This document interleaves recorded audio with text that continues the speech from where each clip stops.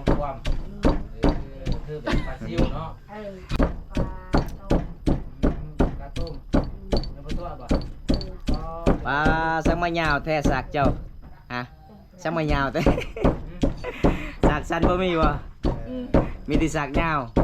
ใจก็ดีคนก็งามพี่น้องซิมเบิ่งบ่าวงมีแต่แนวอื่นโอ้ยบ่ได้เลยบ่าวงนี่แหนมยังแซ่บแล้วซิมเบิ่งไหมบ่าวงซิมนี่เห็นบ่พี่น้องมาเฮือนมาศาลสาวลาวเขตนี้ละหลายคนก็แบบนี้ล่ะพี่น้องเอ้ยเพิ่นย่อฟ้าข้าวให้สู่กินพี่น้องโอ้ยพี่น้องตัวสาวลาวเขตนี้ก็หลายคนก็ใจดีพี่น้องเอ้ยสวดแท้บ่น้องสวดแท้เนาะจักเปอร์เซ็นต์น้องโซน100%เนาะถ้ามีอยากคนคุยก็คุยได้เนาะเพราะว่าน้องก็เขียนภาษาลาวภาษาไทยบ่เป็นเนาะคันถ้าผู้ใดอยากคุยก็ทักเสียงโทรเลยเนาะเห็นหน้าเลยงามหรือบ่งามต้องเห็นเลยเนาะทางไทย FC ทางไทยมาลินนำได้บ่ได้เนาะ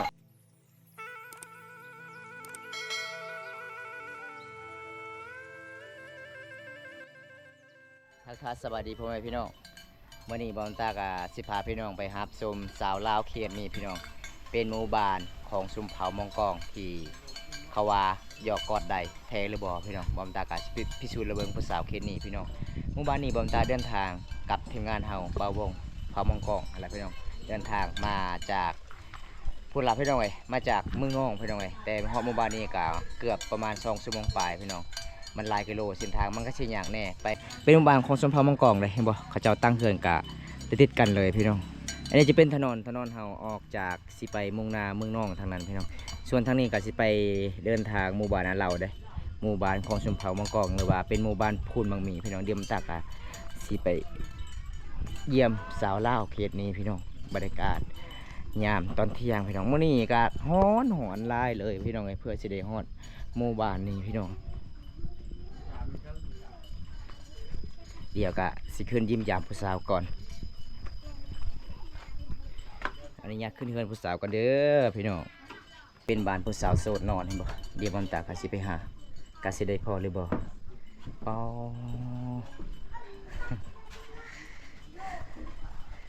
โอ้สบายดีผู้สาวสบายดีเฮ็ดหยังอันนี้น่ะต้มมี่โอ้อากาศร้อนพี่น้องผู้สาวต้มมี่ปลาฮ้อนหลายเลยเด้พี่น้องมื้อนี้เด้แต่มาเยี่ยมยามผู้สาวลาวเขตนี้หลายๆคนเขาเจ้าก็บอกคุยเด้อันนี้ก็จะเป็นสาวเสอะบ่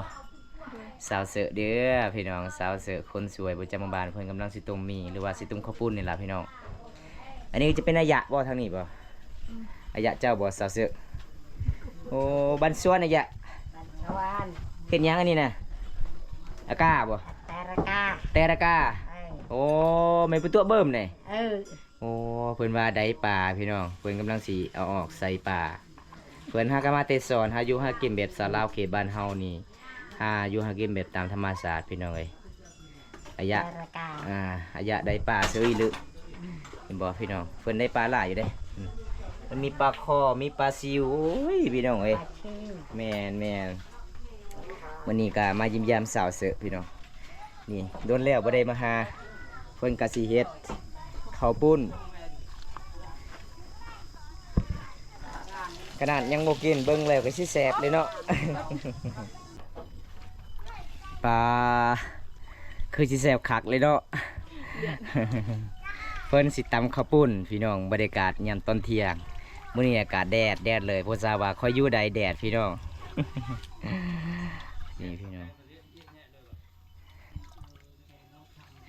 สาวเซอะสาวเซ็กไปใส่มื้อนี้เลี้ยงแบ่โอ้ผู้สาวคิดนี่เลี้ยงแบ่เนาะ ตอนเป็นสาวโสดเลี้ยงแบ่พี่น้องสาวเซอะหากันมาแต่ให้บ่โอ้พี่น้องสาวเซอะหากันมาแต่ให้เป็ดสาวลาวคิดนี่หลายๆคนเขาเจ้ากะขยันหลายเด้เวลาแขกมาเฮือนมาศาลนี่บ่พี่น้องเพิ่นก็สิตำให้ข้าวปุ้นอีกพี่น้องเอ้ยโอ้ผู้สาวเขตหมู่บ้านนี้ก็ใจดีหลายๆคนพี่น้องเอ้ยเมื่อวานนี้ก็สิพา FC พังไทยเพิ่นอยากมาเยี่ยมยามผู้สาวเขตนี้แต่เพิ่นติดภารกิจหลายพี่น้องก็เลยสิพาเพื่อนไปมาเมื่อไหร่พี่น้องเป็นสูตรสาวเสื้อตำข้าวปุ้นพี่น้อง สูตรแบบบานๆเพื่อนตำข้าวปุ้น บรรยากาศยามตอนเที่ยงอันนี้จะเป็นบ้านของเพิ่นเด้เห็นบ่พี่น้องสิตำข้าวปุ้นบ่น้อง อืม โอ้ตำข้าวปุ้นบรรยากาศยามตอนเที่ยงสิใส่หยังแหน่ปลาแดก แดก มังนาวก็มีบ่ เลย โอ้พี่น้อง แล้วก็ ครบสูตรได้บ่ได้อยากมาหมู่บ้านนี่กะมากินลองเบิงเด้อพี่น้องส่วนระยะเพิ่นกะหากะมาไปสอนเบิ่งนี่เพิ่นได้จักแม่งอะย่างนี่พี่น้องเอ้ย ฮอนร้ายจะมาดังไฟ อันนี้ภาษาบอมตาเอิ้นปุ้งครึ่ง แมงดาบ่แมงดาพี่น้องอันนี้แบบระยะกะเพิ่นหากะมาไปสอนเด้ส่วนสาวฮะมามื้อนี้งามขนาดเลยพี่น้องสาวเสิร์ฟคนสวย FC หลายๆคนกินหอดหลายเพราะว่าบอมตากะบ่ได้ไปหาดนแล้วพี่น้อง ลองป้อน ร้องความคือเป็นปลาซิวเนาะ เอาไว้ ย่างเลยจะไปสอ ปาน ก เนาะ กระต้มแล้วไปตัวบ่ ปลาสังมะยาวแท้สากเจ้าฮะสังมะยาวแท้ สากสั้นบ่มีบ่ อืม มีแติสากยาวโอ้ยดอกมีแติสากยาวเด้นี่พี่น้องมาเขตหมู่บ้านของน้องพี่น้องสาวเขตนี้ก็บอกพี่คุยหลายๆคนจะเป็นสาวเสิร์ฟคนสวยประจำหมู่บ้านเพราะว่าโดนๆเทื่อนึงไปหาน้องเพราะว่าบางตักอ่ะติดภารกิจหลายเพราะนั้นปกติก็อยากไปหาตลอดให้ FC รับชมวิถีชีวิตน้องแต่บางตักอ่ะติดภารกิจพี่น้อง สบายดีสาวเสือ สบายดี ป้างามเลยเนาะมาหาครั้งนี้เหม็นงามอีหลีงามกว่าในหูบีก ไปมาตัวจริงงานแท้ แท้ บ่ มาตัวจริงงามแท้เห็นแต่ในหูเป็นจูบบ่หอมแต่ว่าอยู่นี่มันจูบหอมได้อยู่นี่เนาะ ตัวจริงแล้วอยู่นี่ บ่แม่นจูบหอมได้กันนะบ่จูบก็หอมอยู่นี่เฮ็ดตัวจริง คำพูดสาวเสือให้หอมเกมคอยบ่หอมคอยบ่กล้าเนาะ เป็นหยังคือบ่กล้า ใช่บ่บุญตาหอมก่อน คือ บ่บุญตาไปหาก่อนเด้ ผู้เว้าก่อนโลดอีหลี FC เอ้ยบ่ต้องตาบ่เว้าเด้อในนั้นเด้อคนที่เว้าก่อนแสดงว่าผู้นั้นล่ะ เสียดหยังนี่สาวเสือ ปลาบีบแห้งๆโลด บ่เสียดหยัง มักนาบ่ห้องบ่น้องจะบีบ เสียดหยัง จะเมียง ตะเมียง เมียง เมียงข้าวปุ้น เมียงข้าวปุ้น ตำข้าวปุ้น ข้าวปุ้น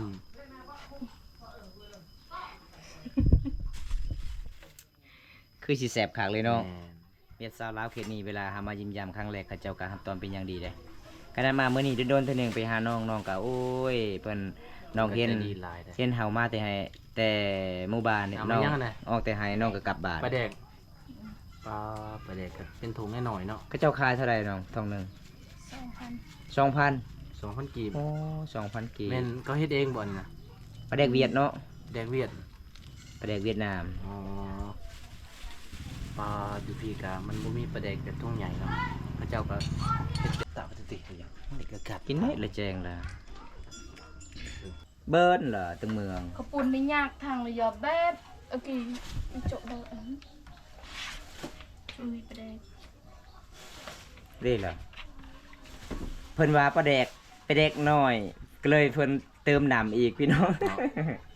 เพิ่นว่าเติมน้ำแล้วนัว เติมน้ำแล้วนัว แซ่บ อร่อยมาก มาพี่น้องมาพอได้อยากกินฝีมือสาวเสิร์ฟมาดีครับ หอมหลายก็ ตำข้าวปุ้นยามตอนเที่ยงโอ้ยน่าแสบเลยคนกะงามข้าวปุ้นกะสิแสบคนกะแสบซะ ใจดีเนาะ ใจก็ดีคนกะงามพี่น้อง ซิมเบิ่ง บ่าววงมีแต่แนมแนวอื่นโอ้ยบ่ได้เลยบ่าววงนี่ บ่ได้แหนมยัง แสบแล้วอย่ามา ชิมเบิ่งไหมบ่าววง ซิม ฮะ ซิมเหรอ เดี๋ยวไปแบบ ท่านล่ะชิมเลยโดดแกะจอดเป็นจังได๋บ่าววงอร่อยมากไหม ว่า เผ็ด หย่อนกินแล้วบ่อยาก บ่อยากกลับเมืองนอง บ่อยากกลับเลย คือสิแสบคักเนาะ บ่อย ตรงดาจะได้คือน้ำลายอยู่กึก โอ้ย พอดีละบ่อย ดีบ่อย เบิ่งพี่น้อง เป็นยังไง ไปเด็ดมันหน่อย พอดี ไปดิ แซ่บลีนั่น อ้าย อยู่โซนอาเขตกับบ่แซ่บเท่าอยู่นี่ อีหลีเนาะ อืม กินตำ เรียงเรียงระเบิดเนี่ย เป็นยังไงดี ใส่กระปูบ่ จะราคาแพง เจาะเรียง ใส่ เรียกนี่มาเรียกตัวนะ เรียงตูมเด้ เดินต้ม ตัวแปะแล้ว ตูมไป จาเมียดจัง ก็แบะกึกอี โอ้ยแซ่บน่าอร่อยเลยพี่น้องเอ้ยสาวเสือตำข้าวปุ้นมาครั้งนี้สาวเสือตำปุ้นมาครั้งแรกสาวเสือเอาซอยป่ามาซอยพี่น้อง ปลาบ่มีจ้ามัน น้องแหงหมันเลยบ่น้องแหงหมันแล้วเนาะ จะแบ่งกัน น้องไป แม่งสูตรเด็ดๆอาหารของสาวเสือยังตีงไปเลยยังเป็นๆเลยพี่น้องมาจะจวดตอนนี้เฮากะสิลองกินอยู่ตารางวันนี้อาการฮ้อนหลายพี่น้องไปไวก็ไปจัดถ่ายเจ้า นี่เห็นบ่พี่น้องมาเฮือนมาศาลสาวลาวเขตนี้ละหลายคนกันแบบนี้ล่ะพี่น้องเอ้ยเพิ่นย่อพอข้าวให้สู่กินพี่น้องโอ้ยพี่น้องตัวสาวลาวเขตนี้ก็และหลายคนก็ใจดีพี่น้องเอ้ยมาแล้วสางเฟือกในปลาลึกสาวเผามังกรมาแล้วพี่น้องเอ้ย จ นี่ มแม่ ผู้ใดมาหมู่บ้านน้องก็ต้องแบบนี้ล่ะพี่น้องน้องก็รับตอนเป็นอย่างดีได้ปลาอาหารมาแล้วอาหารก็มีผักหลากหลาย มีตำกระปุ้นมีปูยังเป็นพี่น้องมาสาวเสือเอิญ14กินข้าวน้ำกัน มา มาไอซีกินข้าวนำกันเด้อ ดื้อพี่น้องวันนี้ เอินบ่ตอนนี้เอินเดินทางนั้นบ่ มาเอฟซีกินข้าวนำกันเด้อ มาเด้อพี่น้องมีตำข้าวปุ้นที่บอกพี่น้องสาวลาวเขตหมู่บ้านนี้ เป็นตาแสบหลาย หลายคนก็ใจดีพี่น้อง มีทั้งปูพร้อม มีกระปูอีกบ่ นี่กระปูพี่น้อง มาจวดๆลองเบิ้ง เปิดติดเขาอะ มาเด้อครับ กินข้าวทำกันแสบซ้ำเจ้าของละแสบ มาเร็วกำลังหิวตอนนี้ มาจวดๆพี่น้อง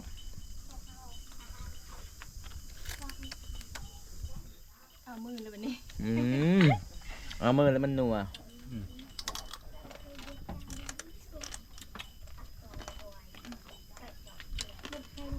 เจ้าไปคายนี่ได้เหรอรสชาติจะเห็ด ผ่านเนาะ ฝีมือเจ้านี่โอเค ผ่านมาบวง ผ่าน ผ่านเนาะพางทางกระปุนพางทาง ลังคมพร้อม ยืมมาเด้อครับ กินข้าวด้วยกันเด้อครับ ตอนนี้บอมตากะซิงข้าวขึ้นนำก่อนบ่น้องว่าบอมตาหลังจากกินข้าวก็น้ำแล้วบอมตากะสิมาอัปเดตต่อวิถีชีวิตของน้องมันเป็นจังไดมาจังไดพี่น้องเพราะว่ามื้อนี้บอมตากะสิมาหมู่บ้านของน้องกะโอ้ยพี่น้องทางที่2เด้มายิ้มยามน้องเด้เพราะว่าชาวลาวกินนี่กะเขาเจ้าก็เห็นเฮามายิ้มยามเขาเจ้าก็บอกคุยเขาเจ้าเอิ้นขึ้นเฮือนขึ้นศาลพี่น้องเขาเจ้าก็รับตอนเป็นอย่างดีเด้มีอาหารมีหลากหลายชาวลาวเขามังกรกินนี่หลายๆคนก็ใจดีพี่น้องถ้าผู้ใดอยากเที่ยวชาวลาวกินนี่ก็สามารถติดต่อหาบอมตาได้หรือว่าติดต่อหาสาวโสดได้พี่น้องตอนนี้ยังโสดบ่น้อง เด้อ โสด100%เนาะยังโสด100%พี่น้องก็สามารถทักหาได้พี่น้องเอ้ยเพื่อว่า อยากกินน้อง เอาตาหูก่อนนะเพราะว่ากินมาลายแล้วก็เลยบ่อยากกินสดน้ำปลาแดกเอามาเด้อโอ้ใหญ่ยาวๆคุณ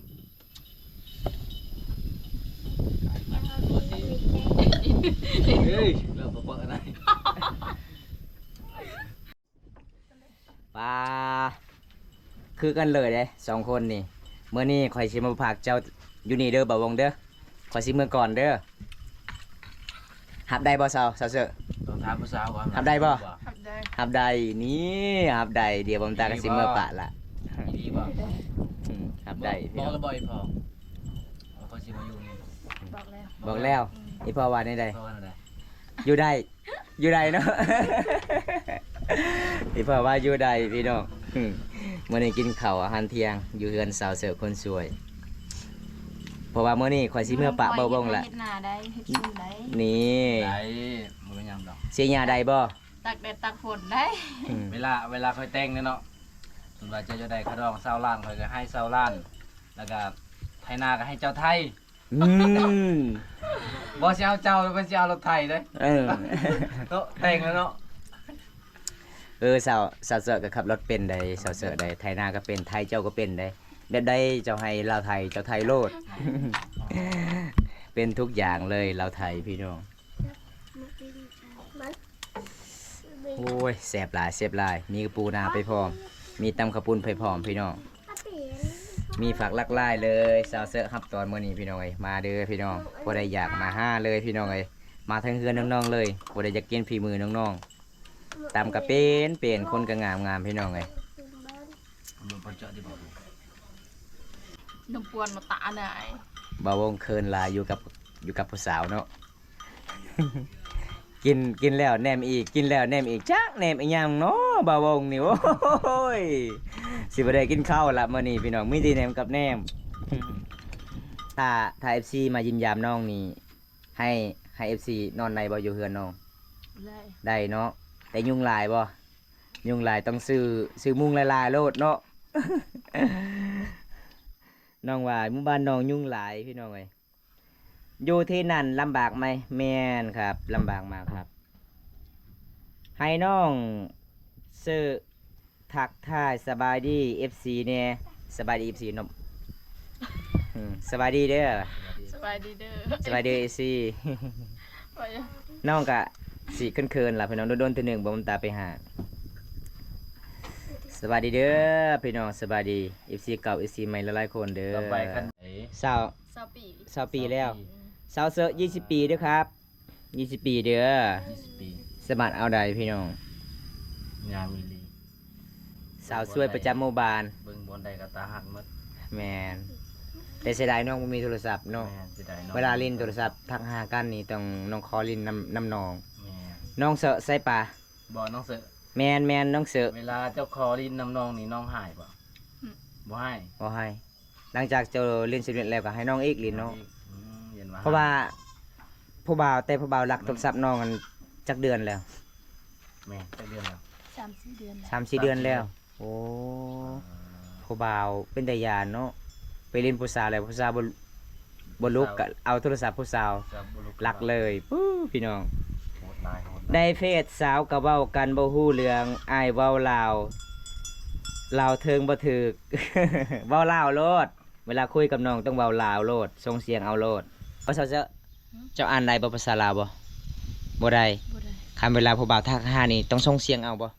กับโทรอย่างเดียวเลยเนาะนี่พี่น้อง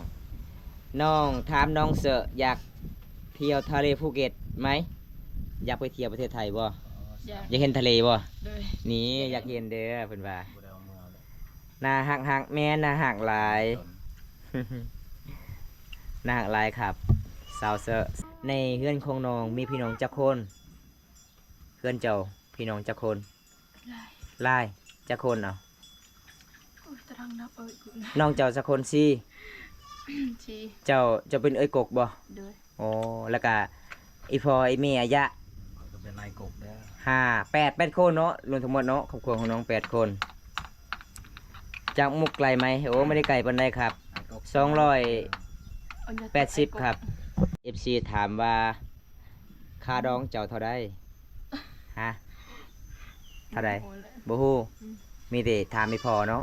เดี๋ยวข้อยสิบอกไอ้พ่อเจ้ากันเด้อคอยบอกไอ้พ่อเจ้าว่าชาวเสอะว่าไอ้พ่อค่าดองชาวเสอะ1,500,000คันถ้าเจ้าบ่เอา1,500,000ชาวเสอะสิไปน้ำผู้บ่าวเลย คอยสิผู้บ่าวก่อนพี่น้อง เพราะว่าชาวเสอะยังบ่ฮู้เด้อครับหยอกกันเด้อถามอีพ่อเพิ่นก่อนประมาณเท่าใดอีพ่อแล้วเอา FC บอมตาถามว่า FC มาจากมุกดาหารบ้านเฮา FC ถามว่าคันทาเจ้าโสดแท้เงิน30 ล้าน ทอง1 บาทรับได้บ่ ฮะรับได้บ่ได้บ่ ได้ รับได้เนาะรับได้เด้อคันทารับได้นี่ถ้าอ้ายเพิ่นมักให้ไปอยู่มุกดาหารบ่หรือว่าไปอยู่ลาวบ้านเฮาเพราะว่ามุกดาหารก็จะเป็นคนลาวเบิดทั้งมุกดาหารเจ้าอยู่ได้บ่อยู่ประเทศไทย อยู่ได้ อยู่บ่ได้ สะ บ่ฮู้ภาษาอ้าวคันบ่ฮู้ภาษาก็ค่อยเรียนเอาคันถ้าเจ้าบ่ฮู้ภาษาแสดงว่าอายเพิ่นเจ้าก็บ่ฮู้จักเลย ถ้าไอ้เพิ่น มาอยู่ห้องแล้วเอาผู้ใดอันนี้น่ะผู้ประสาทเน่ไปผู้ใดเลยบัดนี้พี่น้อง หยอกกันเด้อพี่น้องอย่าถือสากันหลายเด้อกันบ่หยอกกันกับบ่ได้ม่วนพี่น้องว่ามักบ่าวรุ่นใหญ่ทั้งใหญ่ทั้งยาวแม่นบ่ See it sin อีหยังเนาะซุมยองค่อยบ่เข้าใจเลยภาษาอังกฤษมีแต่ค่อยอ่านได้บางคำอ่านได้ Yes โอ้ thank you very much เด้อมื้อนี้ก็ฟ้าก็สิห้องพี่น้องก็สิกลัวนิดนึงล่ะให้มันครบชั่วโมงนึงก็สิปิดครับ เสื้อครับเป็นแฟนผมนะครับพี่สารว่าเป็นแฟนพี่สารได้บ่ ได้ ได้เด้อ I am Russia โอ้ thank you very much พี่น้องจากรัสเซีย I am from in Lao สวรรณเขตเด้อ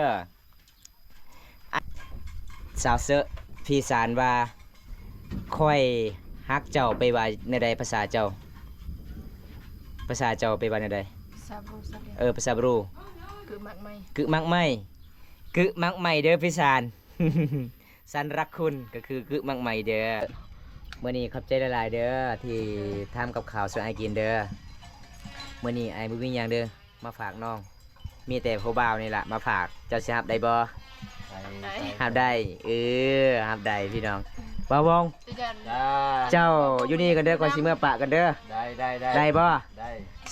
สาวเสื้อฮับได้บ่ ทำได้ เออ ไอ้บ่งบ่อยู่น้ำ บ่อยู่น้ำบ่ โดย พี่น้องเพราะว่าสาวเสื้อฮับแล้วเด้อตอนนี้ก่อนสิเมื่อปะจะฮู้บ่ทางเมื่อบ่ บ่ฮู้เมื่อรถ เมื่อเลยบ่พอดีเจ้าสิรัดฮอดบ้านพอดี8 ปี นี่เจ้ารถบ่เท่านี่เมื่อวาน พี่น้องคันทาบ่าววงอยู่นี่แล้วค่อยเมื่อปะบ่าววงเวลาบ่าววงสิเมื่อเจ้าสิเมื่อส่งอีก โดย พี่น้อง ใครก็เป็นนี่บ่ย่าน ส่วนผัวบ่เป็น บ่เป็น บอลเล็กเข้มอากีทำคอ บัดเมียครับขับอีหยังก็เป็น เป็น ขับอายก็เป็น